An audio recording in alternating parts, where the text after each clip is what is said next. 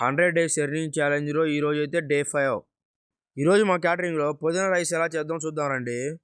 ముందుగా డబరా పెట్టుకొని కొద్దిగా ఆయిల్ అయితే వేసుకోవాలి, కొద్దిగా నెయ్యి కూడా వేసుకోవాలి, హోల్ పలావ్ దినుసులు కూడా వేసుకోవాలి. ఇక తర్వాత కొద్దిగా పుదీనా కూడా వేసుకోవాలి, కొద్దిగా పచ్చిమిర్చి ఆనియన్ వేసేసుకోవాలి, కేజీ కాజు కూడా వేసుకోవాలి. లైట్గా ఫ్రై అయిన తర్వాత అల్లం పేస్ట్ కూడా వేసేసుకోవాలి. పుదీనా రైస్కి వెసురైతే వేసేసుకోవాలి. పుదీనా మొత్తాన్ని పేస్ట్ చేసాము. ఇక కొద్దిగా ధనియాల పొడి కూడా వేసేసుకోవాలి, కొద్దిగా రాళ్ళుప్పు కూడా వేసేసుకోవాలి. ఇక ఈలోపు వెసురైతే వచ్చాయి. బియ్యాన్ని అయితే వేసుకోవాలి. అందులో బియ్యాన్ని వేసిన తర్వాత గంటతో కలిపెట్టేసుకోవాలి.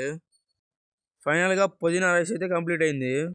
కొద్దిగా పైన నెయ్యి వేసుకొని దమ్ పెట్టేసుకోవాలి.